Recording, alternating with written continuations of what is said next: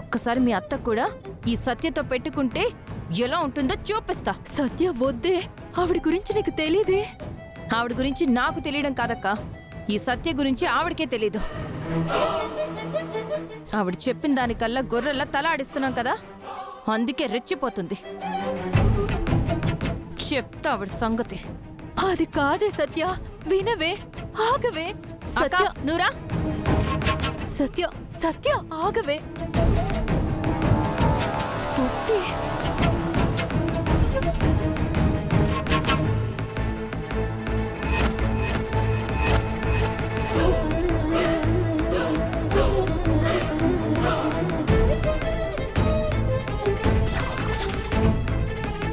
ఏంటి సత్య, మీ అక్కని తీసుకుని వచ్చావు? ఆ 10 లక్షల్లో 5 లక్షలు బాకీ ఉన్నావు కదా, అవి తీసుకొచ్చావా ఏంటి? మీకు కొంచెమైనా మానవత్వం, మనస్సాక్షి అనేవి ఉన్నాయా?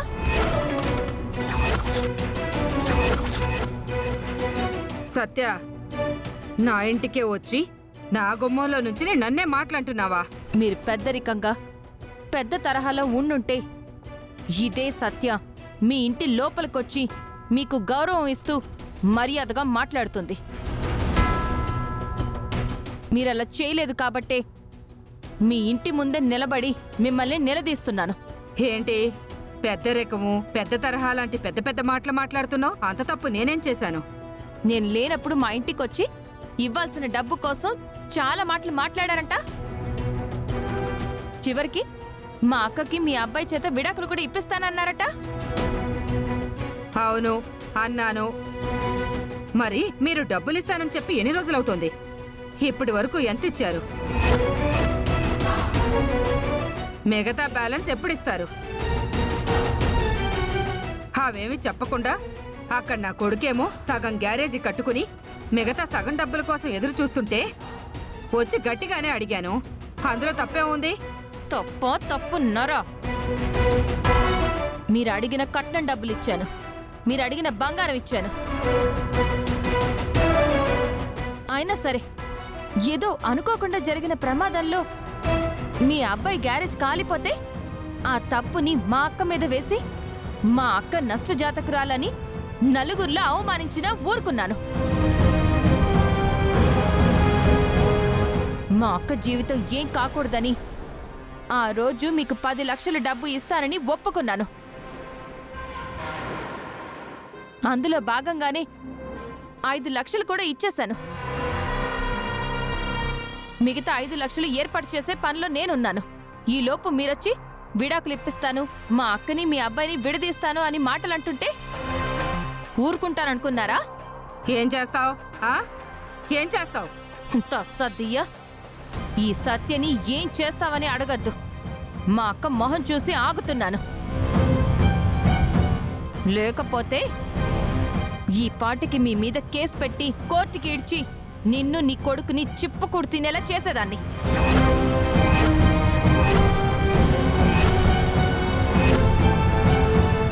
సత్య, ఏంటి ఆ మాటలు? కాసేపు ఆగవే. ఏంట కాగేది? ఆవిడ మాత్రం మన ఇంటి మీద పడిపోయి ఇష్టం వచ్చినట్టు మాట్లాడొచ్చా? నిన్ను అశోక్ని విడదీస్తుందా? ఏది విడదీయమను. నేను తలుచుకుంటే స్టేషన్కి వెళ్ళడానికి 10 నిమిషాల టైము, కేసు పెట్టడానికి 5 నిమిషాల టైము, నిన్ను అరెస్ట్ చేయించడానికి 30 గంట టైము. గంట లోపల నిన్ను నీ కొడుకుని తీసుకెళ్లి జైల్లో వేయించగలను. కానీ నేను ఆగుతుంది మా అక్కని చూసి. సత్య, అలా మాట్లాడుకే. ఏంట కాగేది? విడాకులు ఇప్పిస్తావు మా అక్కకి? ఏది ఇప్పించి చూద్దాం. వెళ్ళు, కోర్టుకు వెళ్ళు. ఏ లాయర్ని కలుస్తావో కలు.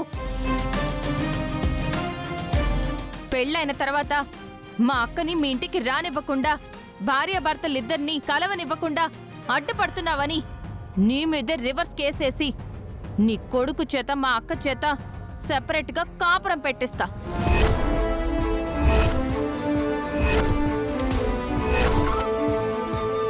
సత్య, చాలా ఎక్కువ మాట్లాడుతున్నావు. ఇప్పటి వరకు నేను అస్సలు మాట్లాడలేదు.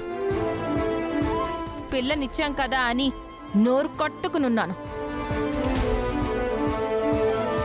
తస్సదియ్యా, ఈ సత్యకి తిక్క రేగితే ఎలా ఉంటుందో నీకు తెలీదు. ఊళ్ళో సెంటర్కెళ్ళి నా గురించి అడుగు, చెప్తారు. సత్య, ఏంట మాటలు? ఆగవే, నువ్వు ఊరుకో. నువ్వాగక్క. ఇదిగోండి, మళ్ళీ మళ్ళీ నేనొచ్చి మాట్లాడను.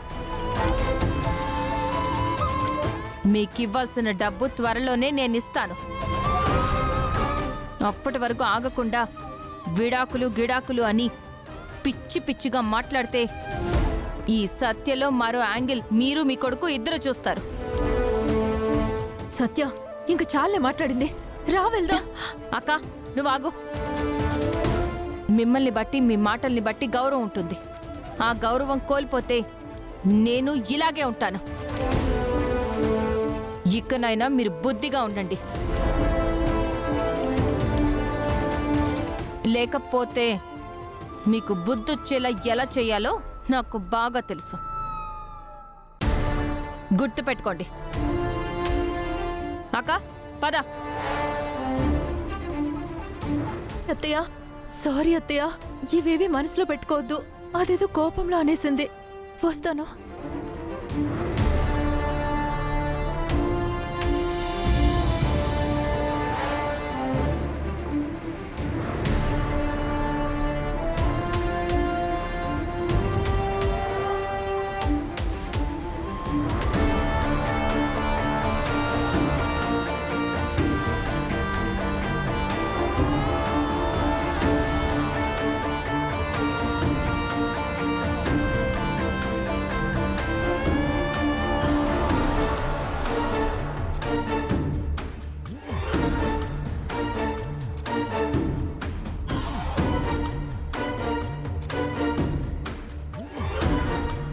ఇదేంటి, త్రిపుర ఇక్కడుంది?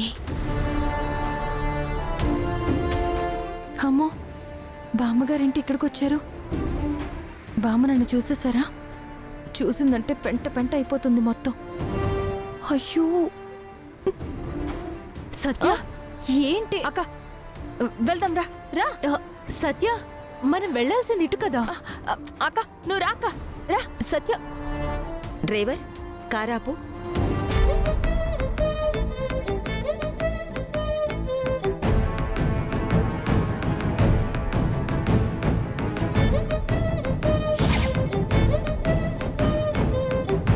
ఇప్పుడు కనపడింది త్రిపురలాగే ఉంది. ఆ రోజు ఫోటోలో ఏ గెటప్లో ఉందో అదే గెటప్లో ఉంది. మళ్ళీ ఇప్పుడు చూస్తుంటే కనిపించటం లేదు.